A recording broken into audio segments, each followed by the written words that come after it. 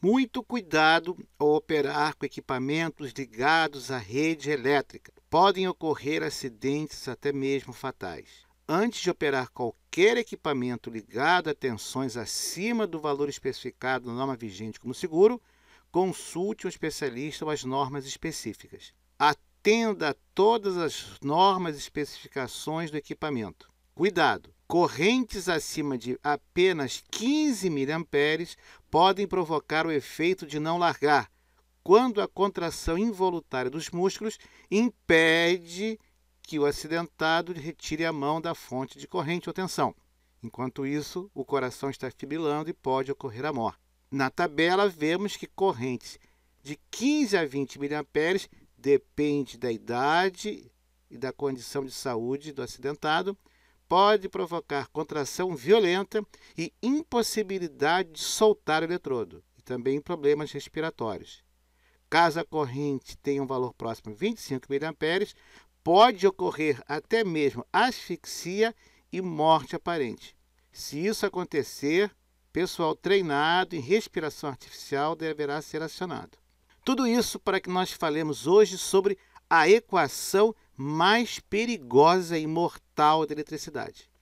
Meu nome é Manuel Gibson e eu convido que você se inscreva no canal. Ajude a divulgar esse conhecimento. Estamos conversando sobre eletromagnetismo aplicado, transformadores. Esta é a quarta e última parte.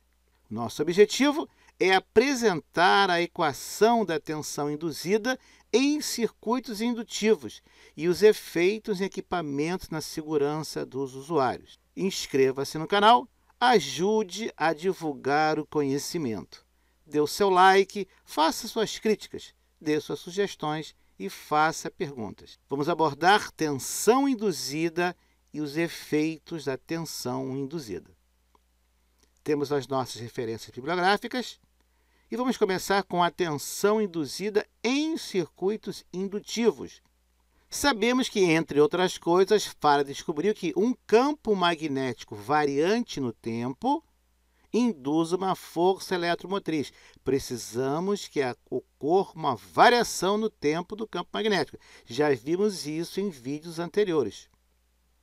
A lei de Faraday-Lenz mostra que a tensão ou a força eletromotriz desenvolvida é menos o número de espiras da bobina e a taxa de variação no tempo do fluxo magnético. Você observou que em nenhum lugar da lei de Faraday está escrito que esse campo magnético variante no tempo induz necessariamente uma FM variante no tempo? Qual a razão? Será possível que um campo magnético variante no tempo possa gerar uma tensão contínua? Como isso pode acontecer? Vejamos um exemplo.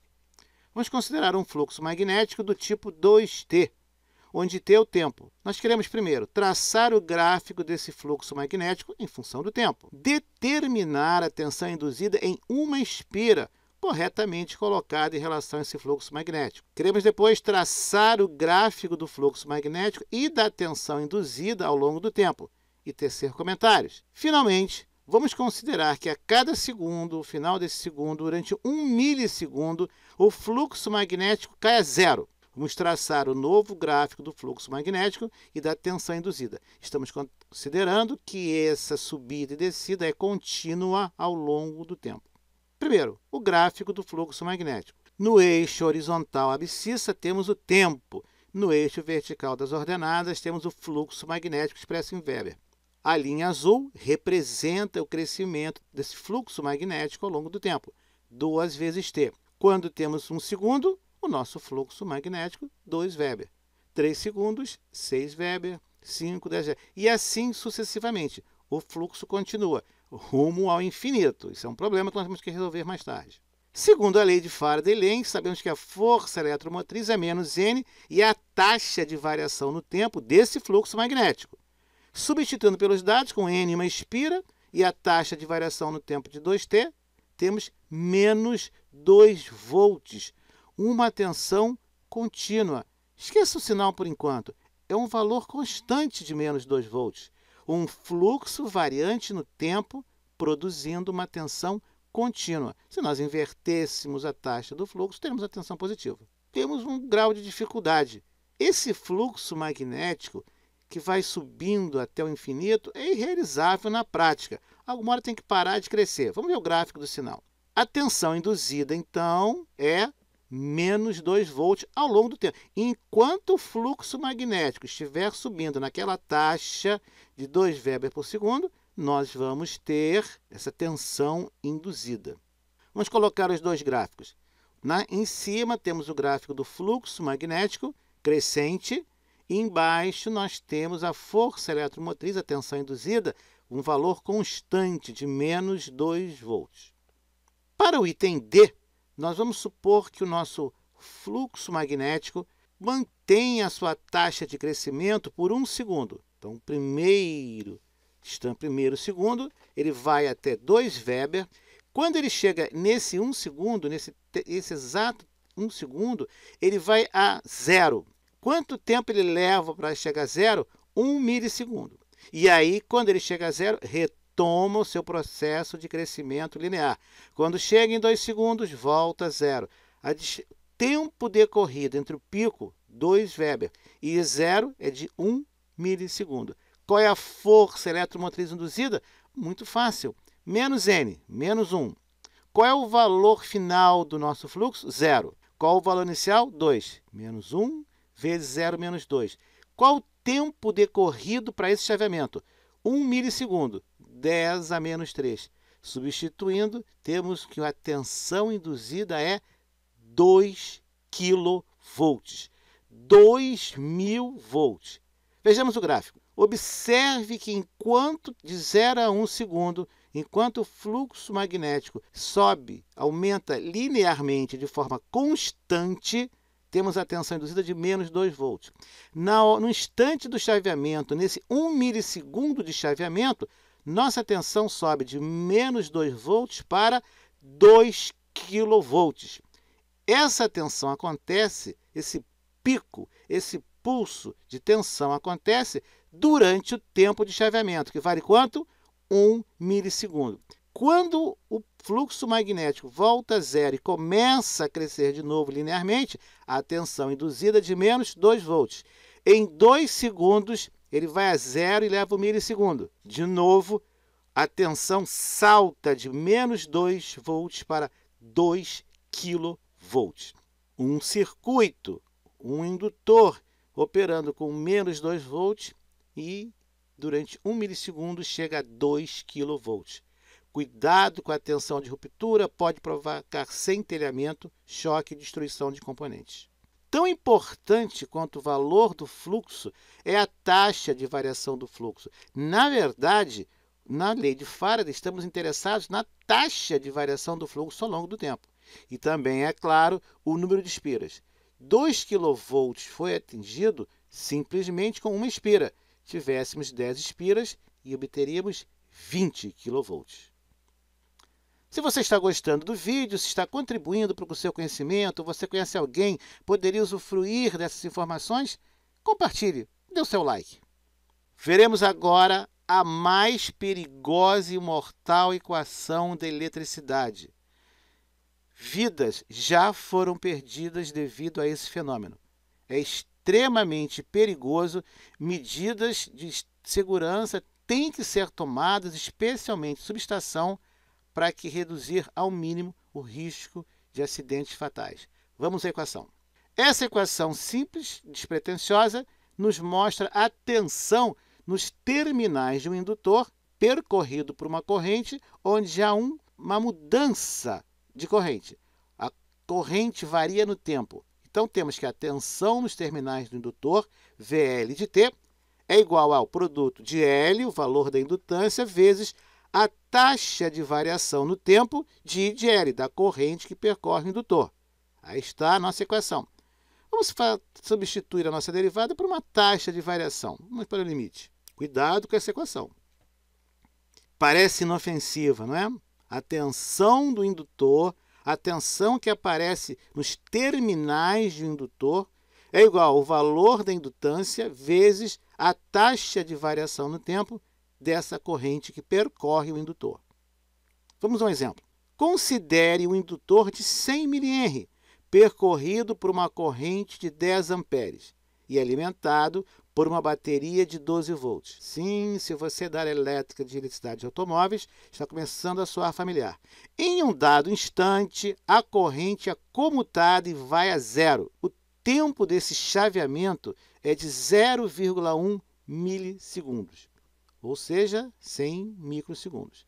Determine a tensão induzida nos terminais do indutor e comente. Observe que a tensão de alimentação é de 12 volts, uma bateria de 12 volts alimentando esse indutor. Vamos aplicar a equação da tensão sobre o indutor. Qual é a corrente inicial? Dissemos que é 10 amperes, e no final a corrente vai a zero. Então, a taxa de variação da corrente, I final menos inicial, é dada por menos 10 amperes. A duração do chaveamento, ΔT, é de 0,1 milissegundo, ou 100 microsegundos. A tensão induzida nos terminais do indutor é dada por V de L, L, ΔI, ΔT. Nosso 100 mA, 0,1 vezes ΔI menos 10 sobre ΔT, 10 a menos 4, e uma tensão de menos 10 kV. A tensão induzida se opõe à original, que fez a corrente passar, e tem um valor de 10 kV. Uma bateria de 12 volts alimentando o indutor, e durante o processo acontece nos terminais do indutor 10 kV. Entendeu por que salta uma centelha quando você desliga o interruptor? Na sua casa, no seu escritório, no seu trabalho, a corrente está percorrendo a fiação, que tem um valor de indutância. Está sendo armazenada uma energia no campo magnético. Quando você abre o interruptor, que você leva essa corrente a zero, o que acontece? A corrente o indutor tenta desesperadamente manter essa corrente, porque indutores não gostam de sofrer variação de corrente. E aí temos a centelha. Por isso, a necessidade de interruptores específicos em locais de, por exemplo, atmosfera explosiva, que não pode haver centelhamento. Entendeu por que o interruptor desgasta? Essa centelha são elétrons. E esses elétrons vêm de onde? Sim, do interruptor. Por isso que o interruptor fica com buracos, desgasta. Por que os contatores de motor gerador desgastam com o tempo? Não apenas pelo atrito, mas sempre que há comutação de corrente. Entendeu porque tem uma manobra específica para o desligamento de grandes valores de corrente em subestações? Entendeu porque o interruptor explode uma atmosfera explosiva? Entendeu porque tem que colocar sempre um diodo reversamente polarizado em paralelo com o relé em circuitos de chaveamento transistorizados? Veja na figura da esquerda a operação de chaveamento. Quando percorre a corrente passa pela junção coletor-emissor, passando pelo indutor do relé, L, e a resistência dos fios. O diodo está polarizado reversamente e não entra no circuito. Quando se desliga, quando a base deixa de receber corrente, na figura da direita, o que acontece? A indutância tem em seus terminais o surgimento de uma tensão elevada. E essa tensão vai ser jogada em cima da junção coletor-base, destruindo o transistor. O que nós fazemos? Colocamos aquele diodo reversamente polarizado e agora veja a circulação de corrente na figura da direita no circuito indutor, resistência dos fios, diodo. E isso protege o nosso transistor. Se você não fizer isso, dependendo da corrente chaveada e da taxa de chaveamento, do tipo de transistor, certamente você vai destruir o seu transistor em poucos acionamentos. Noto que você não é da área elétrica, ou talvez você não tenha recebido treinamento, talvez você não esteja muito convencido. Deixa eu te mostrar uma foto real que pode acontecer. E se fosse você nessa imagem? Vamos assistir agora a um vídeo que mostra a manobra de desligamento em uma subestação. O circuito está energizado e vai ser desligado, seja para manutenção, alguma situação qualquer. Observe, então, o circuito está energizado e vai ser desligado. Observe o que vai acontecer.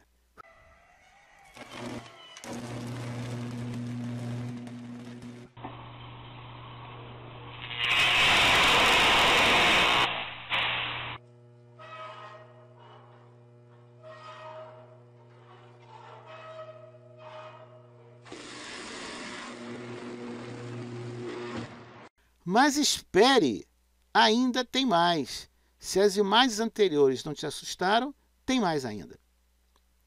Energia armazenada no indutor. Lembra? Transformador e indutor. A energia armazenada no campo magnético do indutor é dada por 1 meio de L vezes E ao quadrado. Essa energia em Joule, essa é a indutância em R, essa é a corrente em ampere. Quadrado da corrente. Vamos a um exemplo. Considere um indutor de 1,8 Henry percorrido por uma corrente de 10 amperes. Determine a energia armazenada pelo indutor no campo magnético.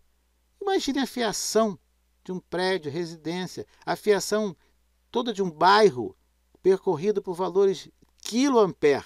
Está imaginando? Vamos calcular esse indutor pequeno de só 1,8 Henry e uma minúscula corrente de 10 amperes. Para elétrica, para a minha área, 10 amperes é muito elevado.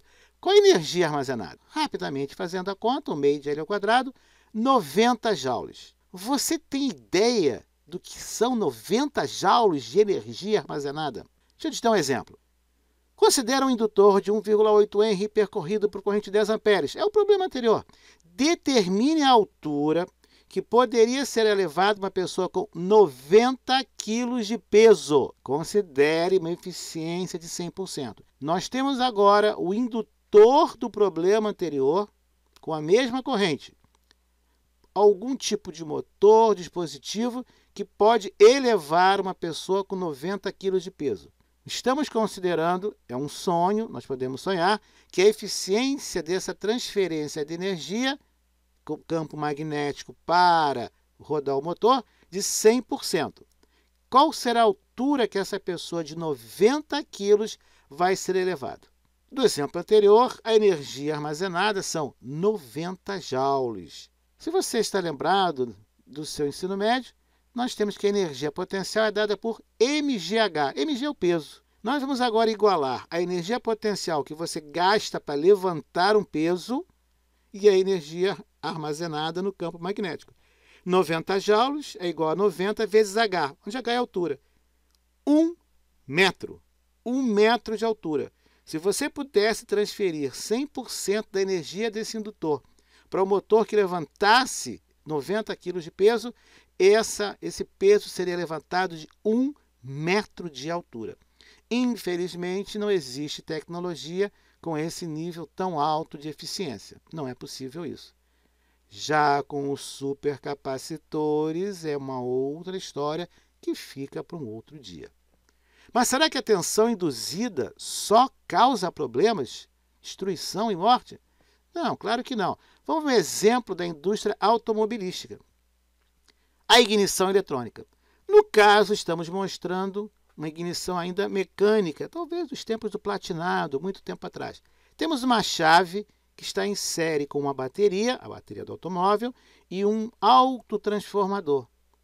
Observe que essa bobina, ela recebe aquele fio que vem do interruptor da bateria e continua com o enrolamento. Então, nós temos um número de espiras de V1 e o de V alta.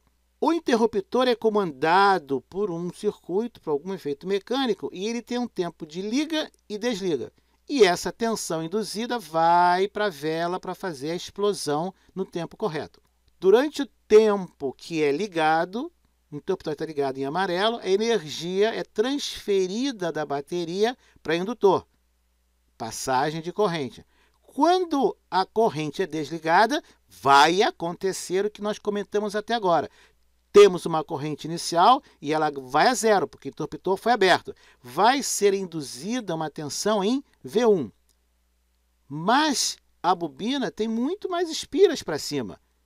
Então, vamos induzir uma tensão ainda muito mais alta que vai para o distribuidor e para a parte central das velas de ignição. Aí está a chave CH1, que é aberta e fechada. A relação de tensões é: A tensão alta, alta tensão, está para a tensão induzida em V1, assim como o número total de espiras da bobina está para o número de espiras do enrolamento N1. N1 precisa ser um enrolamento que aguente uma corrente bastante elevada, que é o enrolamento que vai surgir a tensão V1. A tensão é alta, mas a corrente é muito elevada. Nós queremos uma taxa de variação de corrente elevada. A partir do ponto A, o fio das bobinas pode ser mais fino, porque nós temos uma tensão elevada e agora baixa a corrente. Talvez não tão baixa assim. Ao longo do tempo, o que acontece com a chave CH1? Você já sabe a resposta. Abrindo e fechando. Observe que a velocidade de abertura e fechamento está associada ao número de rotações do motor. Não estamos falando de 60 Hz, 60 RPM, estamos falando de taxas mais elevadas. Então, esse interruptor, submetido a um grande valor de corrente, é chaveado várias vezes por segundo. O que vai acontecer com ele? O que acontece com qualquer interruptor. Ele vai ser totalmente destruído, consumido e tem um tempo de vida que pode ser muito abreviado. Solução? A ignição eletrônica. Substituímos agora o nosso interruptor mecânico por uma chave semicondutor, um transistor, que agora recebe na base o comando de abertura e fechamento. A corrente da bateria é controlada pelo nosso transistor, que age como uma chave. Com a tensão induzida no enrolamento 1, L do enrolamento 1, D de L, D e DT. D e L é a corrente que o transistor vai deixar, permite que passe do ponto A para o enrolamento até a base. Tensão de alta para V1, número total de espiras para o número N1. Podemos, então, obter valores extremamente elevados de tensão. Vimos, então, que uma bateria de 12 volts no automóvel, chaveando uma corrente em um indutor na bobina, produz tensões da ordem de alguns quilovolts. Falamos de campos variantes no tempo, lei de Faraday-Lenz, que é utilizada para geradores, motores, alto-falantes e transformadores. Nesta série, conversamos sobre transformadores e indutores.